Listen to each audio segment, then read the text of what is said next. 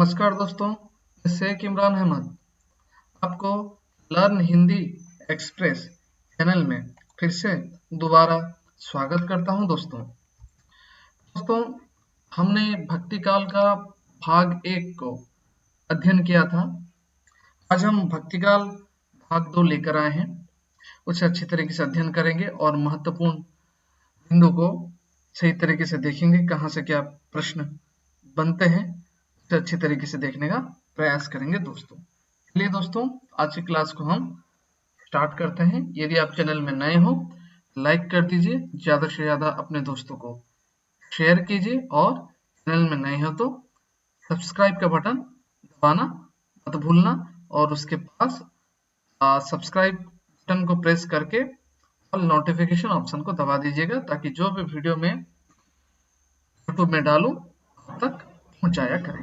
ठीक है दोस्तों, और हमारी हर वीडियो के नीचे व्हाट्सएप की ग्रुप और टेलीग्राम चैनल की ग्रुप की लिंक दे दी गई है। इस वीडियो के नीचे भी व्हाट्सएप की ग्रुप की लिंक और टेलीग्राम चैनल की लिंक दे दी गई है।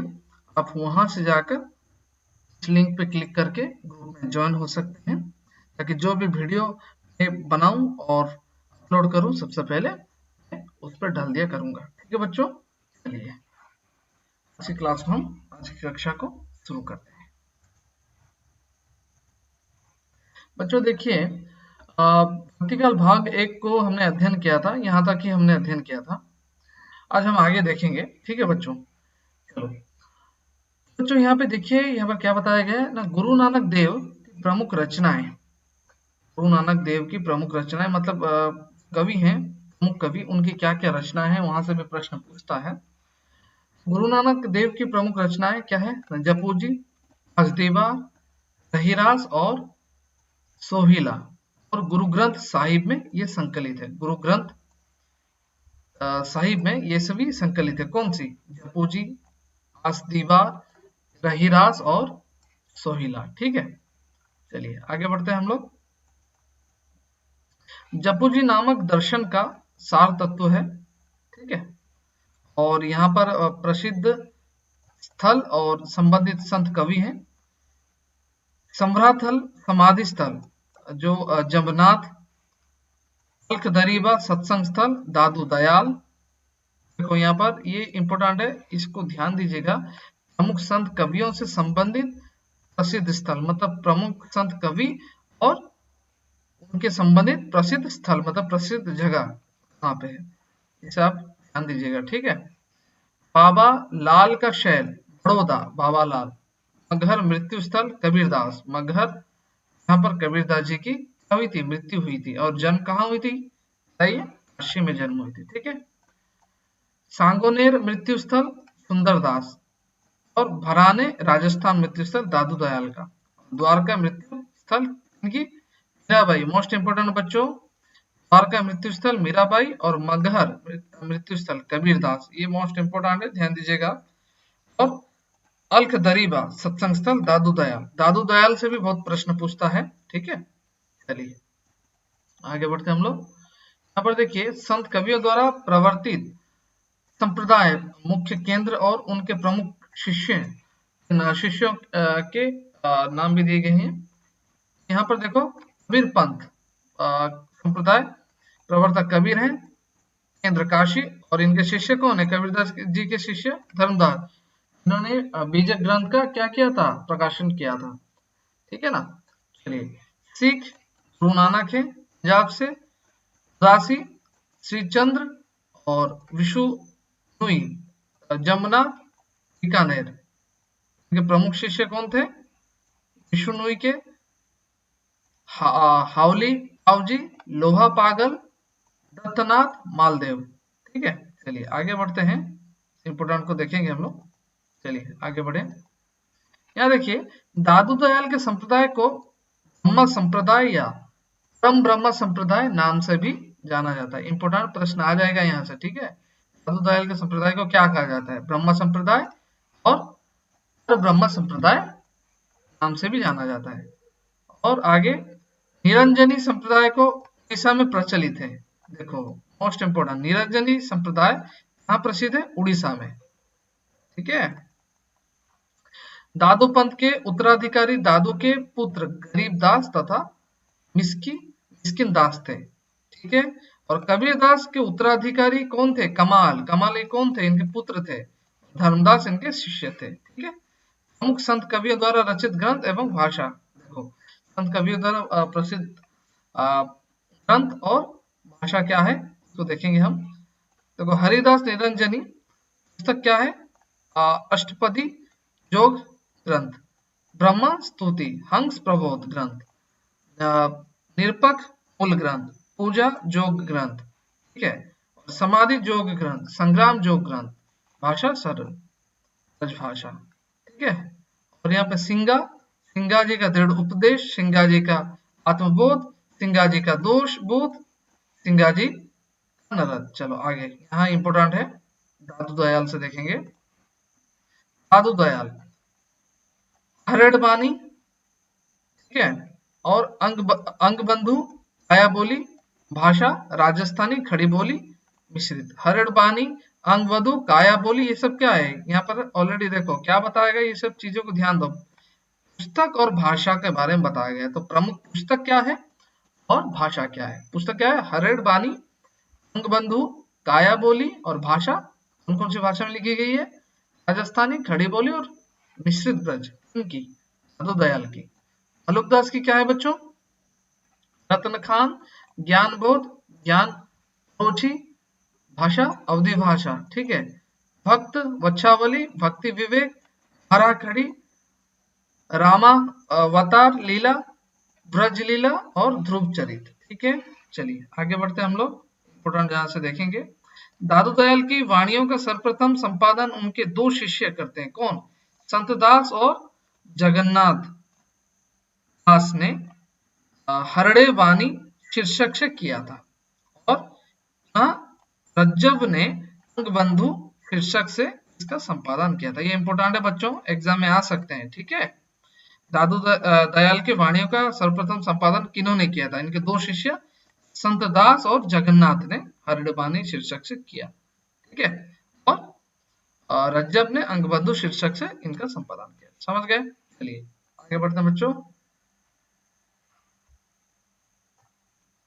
भी थोड़ा देख लीजिए आप, यहाँ पर क्या बताया गया है। हिंदी के अन्य प्रमुख संत कवि हैं। कौन है? धर्मदास, ये बागोगढ़, ये कबीरदास का गुरु का नाम है। ठीक है। और इनकी जाति बनिया। ठीक है। चलिए आगे बढ़ते हैं।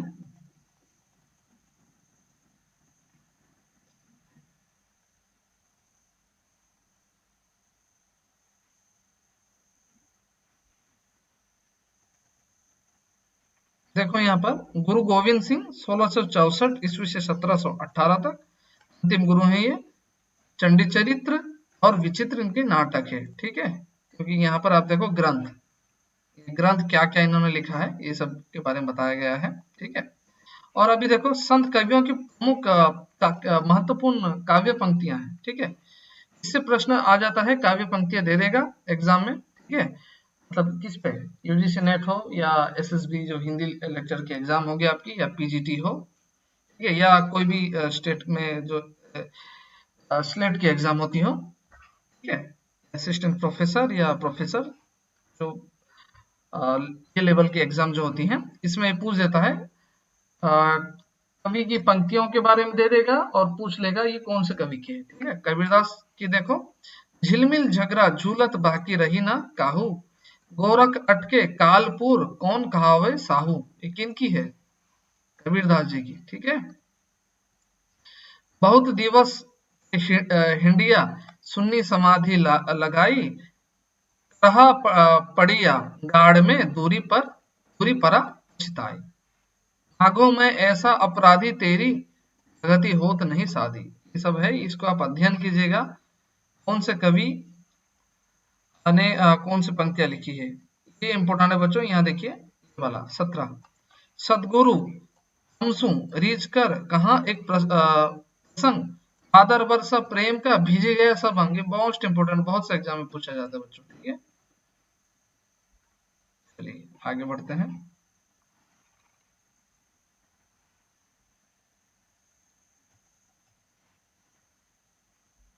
संत नामदेव के बारे में देखेंगे बच्चों, ठीक है। संत नामदेव, मन मेरी सुई तन तेरा धागा, खेच रजी के चरण पर नामा सीपी लागा, सुफल जन्म मोको गुरु कीना, दुख विसार सुख अंतर कीना, ज्ञान दान मोको गुरु दीना, राम नाम बिन जीवन हीना। ये किनका है? ये संत नामदेव का है, याद रखिएगा। हूँ पूजू दूजा नजर न आई, एक पाथर कीजे भाव, दूजे पाथर धुरिये पाँव, जो वो देव तो हम भी देव, कहे नाम दे हम हरि की सेव। ठीक है, इंपोर्टेंट है, देखिएगा, ये भी इंपोर्टेंट है, भी देख लीजिएगा। पांडे तुम्हारे गायत्री लोधे, खेत खाती थी, लकेरी ठेंगा, अंगरी थोड़ी लंगत लंगत लाती थी। ये भी इंपोर्टेंट है, लास्ट। हिंदू पूजे देहरा, मुसलमान मसीदा, नामा से भी या जहां, देहरा ना मसीदा। मोस्ट इंपोर्टेंट, यहाँ से भी प्रश्न आ सकते हैं। सब किनका है बच्चों, याद रखिएगा, संत नामदेव जी का है। चलो आगे बढ़ते हैं हम लोग। रैदास का देखना है। रैदास संत इन्हें रविदास भी कहते हैं। इनकी पंक्तियां क्या है? जाके कुटुम सम ढोर ढोमत रही अजहू, बानारसी आसपासा, आचार सहित विप्र रही खंडविति, तिन रवि दास दासानु दास। ठीक है, ये संत रैदास जी की है। ये वाला इंपोर्टेंट है, गुण निर्गुण कहियत नहीं जाके।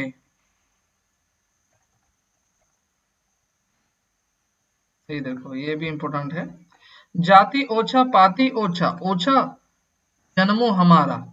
और उसके बाद है नंबर 7, दूध त बछरे खनहा विड़ा रेऊ, फूलू भंवर जलुमिन विगा रेऊ, माई गोविंद पूजा कहा ले चढ़ाऊं, अवरुत फूल अनुपू न पाऊं, मलिया गिरी वे रहे है भुवंगा, विषु अमृत बसही एक संगा, तन मन अर्पाऊं पूज चढ़ाऊं, गुरु सादी निरंजन पाऊं। पुराने बच्चों ये सब देखिएगा, ठीक है। आगे चलते हैं हम लोग। गुरु नानक देव जी की क्या है? इस दमदा मैनू इबे भरोसा, आया ना आया ना आया ना आया, ये संसार रैन था सुपन्ना कहीं देखा, कहीं नहीं दिखाया। ये सब पंक्तियां गुरु नानक जी की। पंक्तियों से बहुत प्रश्न आता है बच्चों, इसे आप प्रैक्टिस कीजिएगा। अवे जाने आपे दे आखही सिभी कई, जिसनो बक्से सिफती सालाहा, नानक पाती साही पाती साहू। ये इंपोर्टेंट है बच्चों, यहाँ से भी प्रश्न आते हैं, ठीक है। चलिए आगे बढ़ते हैं। दादू दयाल जी की देखते हैं। दादू दयाल, भाई रे ऐसा पंथ हमारा, हे पख रहित पंथ गहा, पूरा पूरन एक धारा। ठीक है, ये सब पंक्तियां हैं बच्चों, ये सब देखिएगा। देखो बच्चों, डायरेक्ट पूछ लिया था ना अरिष्ट हिंदी में, अरिष्ट हिंदी में इस बार डायरेक्ट पूछ लिया था ना पंक्ति, कौन से कवि की है? गोलकदास जी की। अजगर करे ना चाकरी, पंछी करे ना काम, हाँ हंस कही रही। ठीक है, इनकी पंक्ति पूछ रहा था ना मल्लुक दास के बच्चों। ठीक है, अजगर करे ना चाकरी, पंछी करे ना काम, हंस कही गई मल्लुक। ठीक है ना। और इनके और दो पंक्तियां, अब तो अजपा जपू मन मेरे, सुर न असुर हलुआ जाके मुनि, गंधर्व है जाके चेरे, नाम हमारा खाके हम खाकी बंदे, खाकही से पैदा किए अति गाफिल गंदे। ठीक है, चलिए देखिएगा। सुंदरदास जी की क्या है? संत सुंदरदास श्रृंगार रस के कट्टर विरोधी थे। ये श्रृंगार रस के कट्टर विरोधी थे। कौन? संत सुंदरदास जी। इन्होंने क्या लिखा है? रसिक प्रिया रस मंजरी और सिंगा रही जानी, चतुराई करी बहुत विधि विषय नाई आनी। तो ये सब आप अध्ययन कीजिएगा। आगे बढ़ते हैं। हरिदास जी की देखिए, हरिदास निरंजनी की। गुणग्राही गोविंद गुण गावा, भजी भजी राम हम पद पावा। यहाँ से भी प्रश्न बहुत बहुत आते हैं। यह हरिदास निरंजनी की पंक्तियां हैं। जमनाथ की क्या है, गगन हमारा बाजा बाजा वाजे, अतर फल हाथी, संशय का बल गुरुमुख तोड़ा, पांच पुरुष मेरे साथी। ठीक है, चलिए धर्मदास जी की मोस्ट इंपोर्टेंट यहाँ भी देखिए। वर्णों में साहेब तुम्हारे चरना, संतक सुखलाई के दायक, अबो दुख हरना, झरी लागे महलिया गगन घहराए, मितऊ मड़ैया सुनी करी गैलो। ये धर्मदास जी की है। चलिए आगे बढ़ते हैं, इंपोर्टेंट फैक्ट्स को देखेंगे। चलो अभी हम लोग देखेंगे, अध्ययन करेंगे बच्चों ज्ञानाश्रय शाखा निर्गुण। ज्ञानाश्रय शाखा को हमने देखा। अभी निर्गुण धारा प्रेम मार्गी सूफी शाखा को देखेंगे। प्रेम मार्गी के कौन है, प्रेम मार्गी ज्ञानाश्रय शाखा के कवि कौन, कबीरदास जी हैं। और प्रेम मार्गी शाखा के कवि कौन है, मोहम्मद जायसी हैं। याद रखिएगा बच्चों। चलिए देखिए यहाँ पर, भारत में सूफी धर्म का प्रचार प्रसार 12वीं शताब्दी में ख्वाजा मोइनुद्दीन चिश्ती किया है। याद रखना, भारत में सूफी धर्म का प्रचार प्रसार 12वीं शताब्दी में ख्वाजा मोइनुद्दीन चिश्ती के द्वारा हुई है। एग्जाम में डायरेक्ट आ जाता है बच्चों, याद रखिएगा। चलिए तो सूफी धर्म की संक्षिप्त रूपरेखा है शरा सनातनी वेशारा। आप देखिएगा, तो देखिए प्रमुख सूफी संप्रदाय की संक्षिप्त रूपरेखा। चिश्ती संप्रदाय आदि प्रवर्तक अबू अब्दुल्ला चिश्ती, भारत में प्रवर्तक मोइनुद्दीन चिश्ती और जलालुद्दीन सुर्खपुश, समय 12वीं शताब्दी का। सोहरावर्दी संप्रदाय जलालुद्दीन सुर्खपुश, भारत में प्रवर्तक 13वीं शताब्दी के पूर्वार्ध। कादरी संप्रदाय से प्रवर्तक अब्दुल कादिर जिलानी, बंदगी मोहम्मद गौस, समय 15वीं शताब्दी का उत्तरार्ध। और नक्शबंदी संप्रदाय वहाउद्दीन नक्शबंद, भारत में प्रवर्तक मोहम्मद बाकी गिला बेरंग, 16वीं शताब्दी का उत्तरार्ध। चलो यहाँ पर बच्चों आगे देखेंगे हम लोग। तो यहाँ पर सूफी दर्शन के तस्वुक, सूफी दर्शन को क्या कहते हैं, तस्वुक कहते हैं। याद रखना, सूफी दर्शन को क्या कहते हैं, प्रश्न भी आ जाता है एग्जाम में। तस्वुक दे देगा और 3 गलत ऑप्शन दे देगा। सूफी शब्द की व्युत्पत्ति के संबंध में कुछ बातें बताई गई है। मूल शब्द और इसके अर्थ है। सूफ तो इसका अर्थ है ऊन, सफ का अर्थ पंक्ति, सूफा का अर्थ है चबूतरा, सोफिया का अर्थ है विदा, सफा का अर्थ है पवित्र निर्मल। अभी सूफी या प्रेम मार्ग की शाखा के प्रथम कवि और प्रस्तोता उनको बोला गया है ना। प्रस्तोता देखो, गणपति चंद्रगुप्त कहते हैं। रचना हंसावली, वर्ष 1317 ईस्वी में प्रकाशन, रचनाकार असाई। रामकुमार वर्मा कहते हैं, रचना चंदायन, 1379 ईस्वी में प्रकाशन, मुल्ला दाऊद। हजारी प्रसाद द्विवेदी बोलते हैं, रचना सत्यवती कथा है, 1501 ईस्वी में प्रकाशन, ईश्वर दास है इनके रचना का। और रामचंद्र शुक्ल बोलते हैं, मृगावती रचना है, 1501 ईस्वी में प्रकाशन, तुबन इनके क्या है, रचनाकार है। ये आगे बढ़ते हैं बच्चों हम लोग।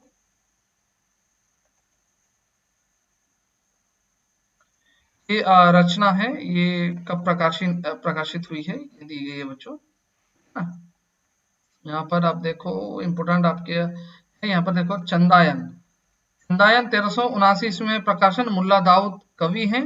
भाषा कौन सी भाषा में लिखी गई, अवधी।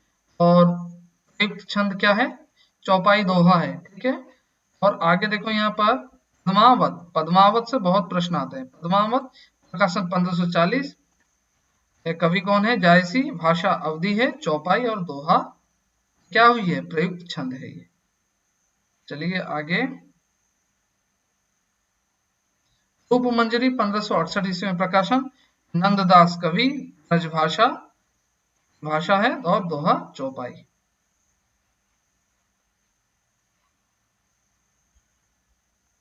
चलिए आगे बढ़ते हैं।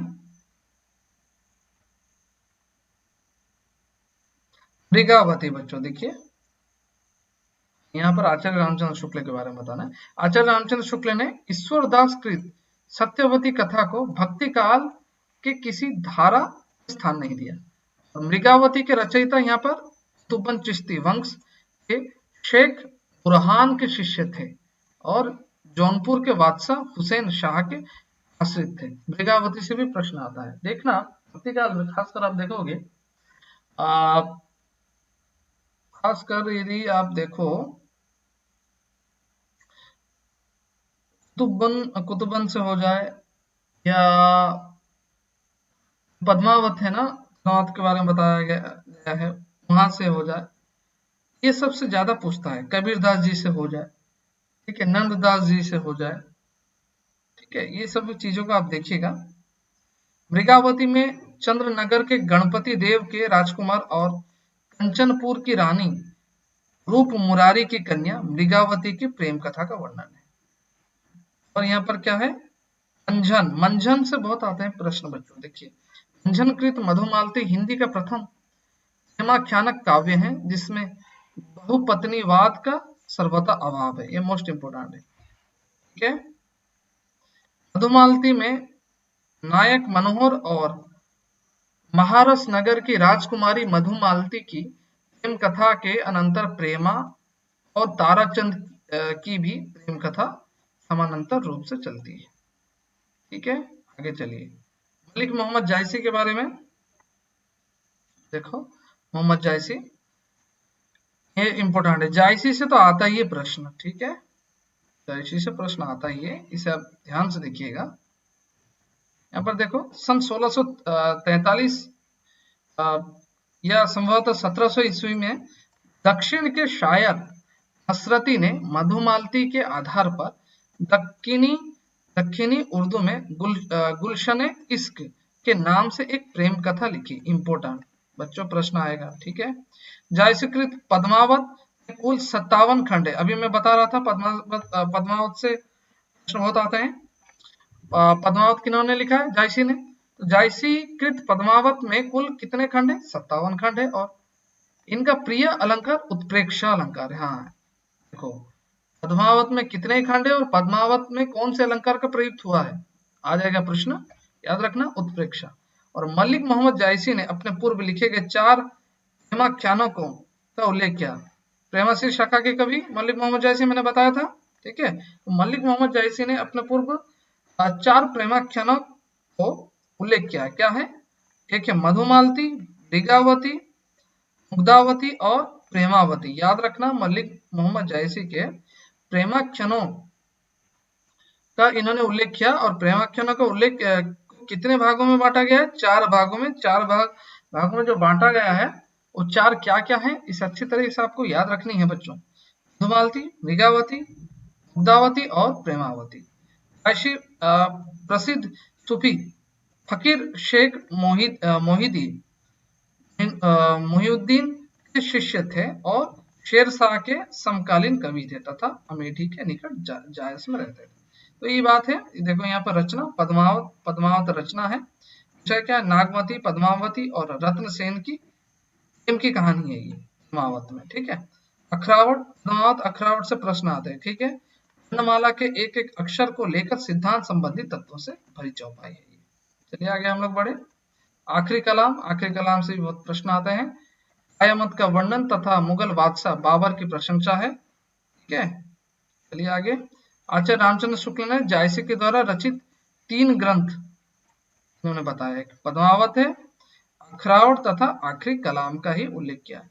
यहाँ से प्रश्न ऐसे ही आ सकते हैं, आचार्य रामचंद्र शुक्ल ने जायसी द्वारा रचित ग्रंथ को कितने भागों में बांटा गया है, ठीक है। आचार्य रामचंद्र शुक्ल ने जायसी द्वारा रचित ग्रंथ को कितने ग्रंथ बताया है, ठीक है। इस तरह प्रश्न आ जाएंगे कि आचार्य रामचंद्र शुक्ल ने जायसी द्वारा रचित कितने ग्रंथ है बताया है, इस तरह प्रश्न आ जाएंगे। तो आपको यहाँ पर याद रखना 3 ग्रंथ है ये, और 3 ग्रंथ में से कोई एक दे देगा, 2 अलग गलत दे देगा। तो याद रखना, ये ग्रंथ के नाम भी आपको याद रखना है, पद्मावत, अखरावट तथा आखिरी कलाम ही उल्लेख किया है। आचार्य शुक्ल के अनुसार पद्मावत की कथा का पूर्वार्ध कल्पित और उत्तरार्ध ऐतिहासिक है। आचार्य रामचंद्र शुक्ल ने लिखा है, कवि ने केवल भिन्न प्रतीत होती परोक्ष सत्ता की एकता का आभास दिया, प्रत्येक जीवन की एकता का दृश्य सामने रखने की आवश्यकता बनी थी, जायसी द्वारा पूरी हुई। ठीक है ना, याद रखिएगा। ये पद्मावत ये प्रतीकार्थ है। यहाँ पर देखो, रत्नसेन प्रतीकार्थ मन, सिंहल हृदय, पद्मावती श्रद्धा या सात्विक बुद्धि परमात्मा, सुबह या हीरामन तोता प्रतीकार्थ रूप, नागमती दुनिया, धंधा या सांसारिक बुद्धि, राघव चेतन, शैतान, अलाउद्दीन माया। बच्चों ये सब चीजें याद रखिएगा। तो यहाँ पर पद्मावत का नागमती वियोग खंड हिंदी साहित्य की अनुपम निधि है। हेमाख्यानक काव्य में 5 चौपाई के बाद एक दोहा देने की परंपरा निम्नांकित कृति में पाई जाती है। क्या है? मृगावती, मधुमालती, इंद्रावती, सत्यवती कथा, पांचचंद्रायन, आलमकृत, माधवानल, कामकंदला। और हेमाख्यानक काव्य में 7 चौपाई के बाद एक दोहा देने की परंपरा निम्नांकित कृतियों में से पाई जाती है। पद्मावत, चित्रावली। सूफी कवि उस्मान चिश्ती वंश परंपरा में हाजी बाबा के शिष्य थे और बादशाह जहांगीर के समकालीन थे। बच्चों ये इंपोर्टेंट है, ठीक है। मैं ये आपको इंपोर्टेंट यहाँ पे चिन्ह दे दिया है, आप ध्यानपूर्वक इसे अच्छी तरीके से अध्ययन कीजिएगा। ठीक है बच्चों। उस्मानकृत चित्रावली में नेपाल के राजकुमार सुजान और रूपनगर की राजकुमारी चित्रावली की प्रेम कथा का वर्णन की गई है। नूर मोहम्मद दिल्ली के बादशाह मोहम्मद शाह के समकालीन थे। नूर मोहम्मद ने फारसी भाषा में रोजतुल हकायक नामक ग्रंथ की रचना की है। तो बच्चों ये ध्यान दीजिएगा। चलिए आगे हम लोग बढ़े।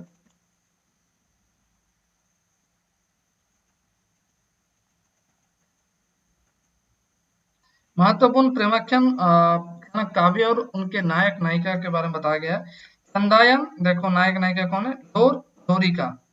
मृगावती, राजकुमार मृगावती, पद्मावत, रत्नसेन, पद्मावती और पत्नी नागमती। तो यहाँ पर एक काव्य है और इसके नायक नायिका कौन है इसके बारे में बताया गया। ये इंपोर्टेंट है दोस्तों। ठीक है।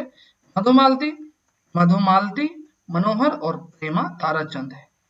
ठीक है। रूपमंजरी विवाहिता, रूपमंजरी कृष्ण, रत्नसेन रंभा और सुमा। सूफी कवियों की महत्वपूर्ण काव्य पंक्तियां। कुतुबुन, बच्चों यहाँ से स्टार्ट हो गया। ठीक है ना। कुतुबुन मंझन, ये भी मोस्ट इंपोर्टेंट है। सूफी कवियों की महत्वपूर्ण काव्य पंक्तियां। कुतुबन, रुक्मिणी पुनी वैसही मरी गई, कुलवंती सत सौ सती भई, बाहर वह भीतर वह हुई, घर बाहर को रहे ना जुई, विधि कर चरित ना जाने आनू, जो सिरजा सो जाही नहीं आनू। मंझन क्या? मंझन देखो, मंझन की पंक्तियां।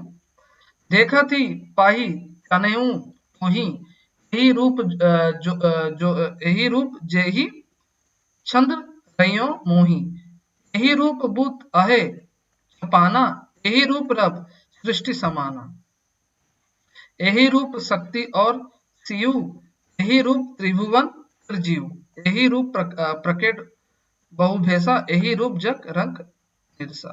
तो ये देख लेना। ठीक है। ये भी इंपोर्टेंट है। ये किनकी है? मंझन की है। देखो मलिक मोहम्मद जैसी जी की।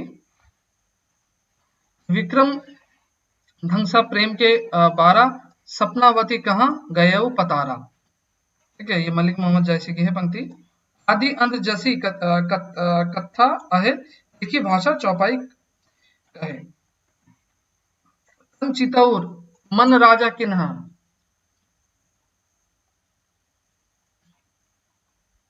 तो देखो एक बात और बताऊं, दोहा में कितने पंक्तियां होती है याद रखना। दोहा में 2 पंक्तियां होती है, चौपाई में 4 चरण होते हैं। इस चीजों को याद रखिएगा। चौपाई में 4 चरण होते हैं। चलिए आगे बढ़ते हैं। किया सिंहल बुद्धि पद्मिनी चिन्हा, गुरु सुवा जो ही पंथ देखवा, बिनु गुरु जगत को निर्गुण पावा। आगे हम लोग देखो,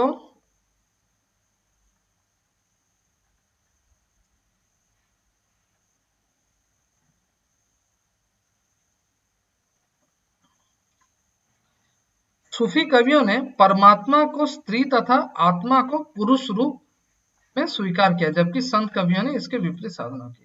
ठीक है, सब चीज देखना है। सूफी सिद्धांत में इश्क हकीकी तक पहुंचने के लिए साधक को निम्नलिखित कुछ चरण दी गई है, देखना है। मनुष्य के 4 विभाग, 4 जगत, साधक की 4 अवस्था। नफ्स विषय भोगवृत्ति, आमले नासुत भौतिक, शरीयत धम ग्रंथों का विविध निषेध। ठीक है बच्चों, और आगे देखो, रूह आत्मा या चित्र, आमेल कुतचित जगत, हकीकत हृदय की शुद्धता, कल्प हृदय, आमले जबरूत आनंदमय जगत, हकीकत भक्ति उपासना से सत्य, अकल बुद्धि अमले लाहत, ब्रह्मा जगत मार्फत, सिद्धावस्थ या आत्मा परमात्मा मिलन। तो बच्चों कंप्लीट हो गया। तो आज हमने भक्ति काल दूसरे भाग को कंप्लीट कर दिया है। भक्ति काल का और भाग है, मैं फिर नेक्स्ट वीडियो में लेकर आऊंगा। बच्चों यदि आज की क्लासेस आपको बहुत अच्छी लगी, और दूसरी बात है जो महत्वपूर्ण बातें हैं मैंने कक्षा में बताई है, आज की क्लास में बताई, इसे आप ध्यानपूर्वक देखिएगा और घर पे अभ्यास कीजिएगा। आपको आज की कक्षा यदि अच्छी लगी, आप चैनल में लाइक कर दीजिए, ज़्यादा से ज़्यादा बच्चों को शेयर कर दीजिए, और चैनल में सब्सक्राइब करना मत भूलना। सब्सक्राइब करके और नोटिफिकेशन का ऑप्शन दबा दीजिएगा, क्योंकि आपको पता है हमें अपने खुद की स्वयं सहायता करने के साथ साथ हमें दूसरों की सहायता करनी चाहिए। बहुत ऐसे बच्चे हैं जो बहुत काबिल, बहुत होनहार है, लेकिन ऐसे भी बच्चे आप देखेंगे उनकी आर्थिक स्थिति बहुत खराब होगी, या उनके पास पढ़ने के लिए भी साधन भी नहीं होंगे। तो आप क्या बच्चों, या ऐसे भी बच्चे हैं बहुत उनके पास किताबें नहीं है, तो आप ज्यादा से ज्यादा बच्चों को शेयर कीजिए जो यूजीसी नेट की तैयारी कर रहे हैं, एसएसबी हिंदी लेक्चरर की तैयारी कर रहे हैं, या प्रोफेसर हो या असिस्टेंट प्रोफेसर की एग्जाम की तैयारी कर रहे हैं। अब ज्यादा से ज्यादा शेयर कीजिए, या केवीएस पीजीटी हो, या एकलव्य मॉडल स्कूल की जो पीजीटी की वैकेंसी आई है उसकी भी एग्जाम होगी। तो ये सभी एग्जाम में आपको ये जो कालखंड से आएंगे ही, आगे भी मैं पूरा सिलेबस वाइज आपको A to Z chapter complete करवाऊंगा। तो यदि आप चैनल में नए हैं, जल्द से जल्द लाइक शेयर सब्सक्राइब कर दीजिए बच्चों। और एक महत्वपूर्ण बात है, हमारी पेड बैच ऑलरेडी स्टार्ट हो चुकी है। ठीक है, और जूनियर टीचर में आप जानते होंगे 15 नंबर की जो हिंदी, 15 नंबर की जो हिंदी की कंटेंट पेपर, किस पे, कक्षा 6 से 8वीं तक एमआईएल हिंदी में, ये आपकी जूनियर टीचर में एग्जाम में आएगी बच्चों। ठीक है, ओएसटीटी हिंदी जो आगे आने वाली है, ओएसटीटी हिंदी भी बहुत जल्दी आ जाएगी। ठीक है ना, ओएसटीटी हिंदी और आरएसटी हिंदी अपकमिंग एग्जाम जो होगी बच्चों, ये सभी की पेड बैच ऑलरेडी स्टार्ट हो गई है। मैं बेहतरीन ढंग से एक एक टॉपिक्स का बहुत अच्छी तरीके से बीट बाय बीट आपको पढ़ाऊंगा, प्रश्न उत्तर का भी अभ्यास किया जाएगा। ठीक है, और कोई डाउट्स आपको नहीं रहेंगे, मैं बहुत अच्छी तरीके से मतलब अच्छी तरीके से आपको मैं पढ़ाऊंगा।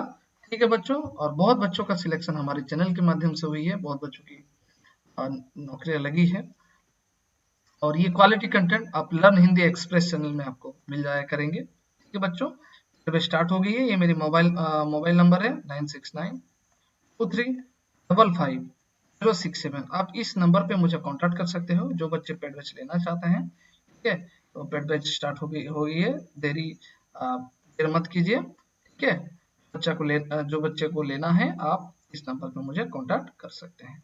बच्चों चलिए अगले कक्षा में हम फिर मिलते हैं। ज्यादा से ज्यादा बच्चों को शेयर कीजिएगा, और बच्चों हम लाइव क्लासेस बहुत जल्दी शुरू करने वाले हैं, तो ज्यादा से ज्यादा बच्चों को शेयर कीजिए ताकि ज्यादा से ज्यादा बच्चे जुड़े। आप टेलीग्राम चैनल में जुड़ जाइएगा, टेलीग्राम चैनल लिंक और व्हाट्सएप ग्रुप की लिंक आपको हमारी इस वीडियो के नीचे दे दी गई है। आप जाकर उस पर क्लिक करके ज्वाइन हो जाइए, और ज्यादा से ज्यादा बच्चे जुड़िए, और हम लाइव क्लासेस शुरू करने वाले हैं बच्चों, क्योंकि आप जानते हो लाइव क्लासेस में यदि हम पढ़ाएंगे तो बहुत अच्छी तरीके से इंटरेक्शन पे होगा और हम सीखने का प्रयास करेंगे। ए टू जेड जो भी डाउट्स हैं आप पूछ सकते हो, मैं आपको जवाब दूंगा। ठीक है बच्चों, चलिए बच्चों अगले क्लास में मिलते हैं। ज़्यादा से ज़्यादा बच्चों को शेयर कीजिए, अपना ध्यान रखिए। नमस्कार, जय हिंद, जय भारत, वंदे मातरम। नमस्कार।